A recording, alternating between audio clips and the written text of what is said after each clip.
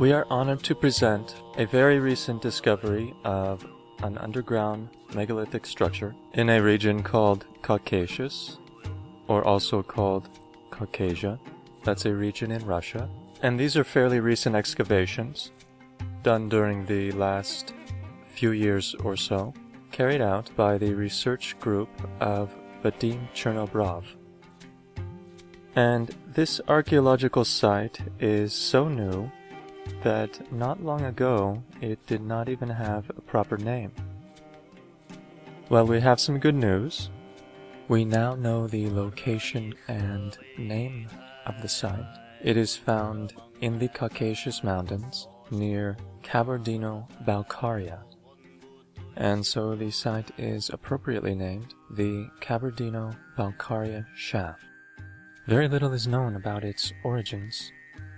There is still no attempt to even date the location at this point. The only things that the local legends tell us is about the hill or mountain peak that it is located in, and the legends say that this particular peak was actually man-made. All the peaks around there are natural, however, this one is said to be made by giants. And that happened in such a remote period of time that this nation, who has this legend, says that it was so long ago that even we don't remember it, though we've lived here for thousands of years. Well, I guess man-made by giants doesn't sound very well. Probably it should be giant-made by giants. The entry to this whatever giant-made cave or underground structure is quite unimpressive. It just looks like some sort of dangerous hole in the ground. If one starts going down or making its way down this hole, in the beginning there is about 7 meters of kind of tunnel, which is about 70 centimeters wide. So at this point it is still relatively easy to get in. As one continues to go downwards, one reaches a kind of a flat surface, and it feels like that's the end, there is nothing more. However, further excavations showed that this is just part of a staircase.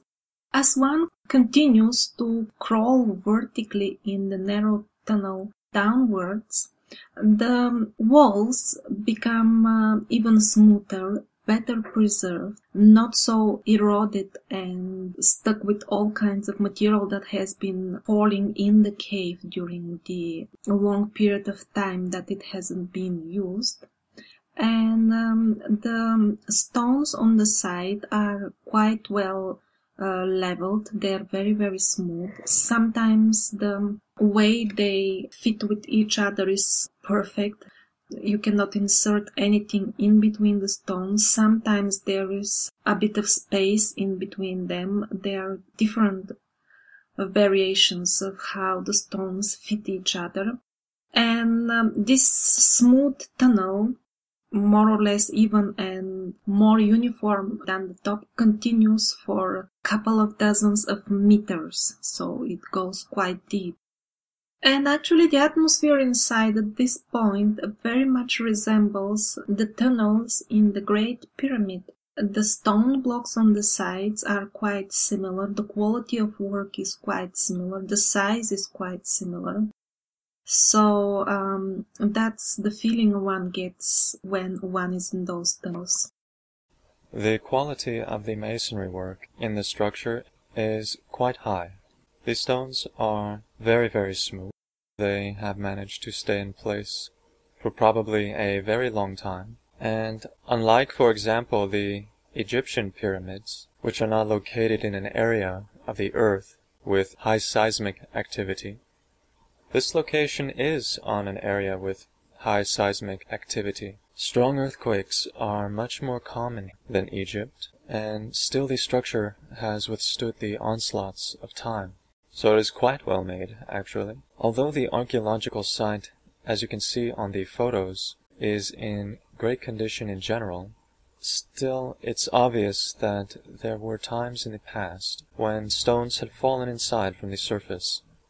In other cases, pieces of the structure itself broke off and fell inside, during earthquakes probably, and fell down blocking this tunnel inside. And actually this is quite a dangerous excavation. In one case a person almost got killed by falling stones coming down from the sides of the tunnel as they were going deeper. And the main work during this excavation was to actually clear this tunnel out. Even some heavy machinery was needed to break down the stones and clear a pathway just to allow them to continue through the tunnel. It becomes pretty obvious the structure has not been designed for people to move comfortably up and down the shaft. A slightly large or heavy-set person would not be able to access all parts of the structure. They would eventually find themselves stuck somewhere. Only thin men and women are able to crawl completely all the way down, at least through the parts of the tunnel cleared away so far. As I already mentioned, some of the blocks perfectly fit where they meet. You cannot even insert a needle in between them, which is a typical mode of building for all megalithic structures all over the world. So that is the case with many stones, while in other cases there is some distance between the stones. And at this point it's impossible to say, is the distance intentional? Was this way when the structure was originally constructed? Or this happened later on with time and earthquakes shaking the structure? We cannot say at this point. This is one of the open questions. Most of the stones don't have any building material or binding material between them. They just perfectly fit with each other. However, at some locations in this structure, we see also other version of building, and there is some sort of building material in between the stones. So really, in this archaeological location, we see a great variety of the distance between stones. Here on this sketch, you can see at some point of excavation, probably this sketch was made some 2 to 3 years ago, and that marks the progress of how much of the structure has been excavated at that point. The two drawings show the giant-made cave from 2 different angles, front and side view. At this point, the expedition of Vadim Chernobrov has been able to penetrate some 100 meters below the surface. As you can see, in the beginning there is a kind of narrow tunnel, and after that kind of hole opens, although it's a bit too flat to be a proper hole the way we imagine it. But the full thing is not at all small. As I said, 100 meters below the surface. That is quite a big structure constructed by huge megalithic stones with very flat surfaces. At its widest point, this structure is about some 40 to 45 meters wide. Even at this very early point of excavation, this structure is already the largest so far found in Russia, and the general feeling that one gets from this archaeological site is that this is only the tip of the iceberg. It looks like some sort of technological construction. There are still more tunnels which are currently full of stones. They are not yet cleared, not yet opened. And the members of the excavation themselves have the feeling that they have not yet reached the chambers from where the humans or giants or whoever operated all this technical equipment or structure for whatever purpose it may have served. So definitely there are more tunnels to be opened, to be cleaned up for further research and study. It's a real ongoing project, and this is only the beginning. And by the way, what you saw in the sketch earlier, that was referred to as a kind of hole, when put into three-dimensional perspective, actually it looks quite more complex than that. Instead of just some hole in the ground, It is a chamber somewhat shaped like that of a flag, blowing in the wind. That's more or less the look of it. A column-like structure that is located within the flag-like chamber, as it stands about 30 meters high. The mysterious thing about this column is that, well, it's still standing for one thing. The way it holds itself up is quite remarkable. It does so by leaning against one of the interior walls with just the very tip of one of its corners. So it is quite a mystery how such a huge 30-meter high column could still be standing after all this time, and supporting itself over one single point, touching one of the walls. The alchemists who were researching the archaeological site were not extremely keen on trying to touch it or move it, because it looks almost kind of flimsy. Now, on this photograph, you can see members of the expedition, but not underground. This is all taking place on the top of the hill or peak that contains this structure in itself. And actually, at a later stage of the excavations, the researchers noticed that what they were counting to be natural rock around was actually also man-made. The stones were same as those used in the underground structure, huge blocks, 3-4 meters wide and high, same materials, same quality of work. And now this starts to touch another very interesting question about this archaeological site, is how did they manage to actually build it? The most similar thing that we know of in terms of ancient construction would be the Egyptian pyramids. The quality of work and the size of these stones is more or less the same. Although in Egypt it is still extremely questionable how they were able to drag all these stones from so far away and place them on top of one another. People have at least come up with many kinds of explanations. Slaves, animal power. Some people include UFOs and helicopters and other fantastic means of moving the stones. But for Egypt it is much easier because there is still some sort of support. You have the earth beneath, you have the ground, the surface, and you only have to worry about how to drag them. While here in Kabardino, we have same size of just enormously huge stone blocks, but instead making an underground structure with such an odd bottle flag shape, having a large chamber beneath and just a little narrow opening at the top. It really goes beyond comprehension. How did they do this?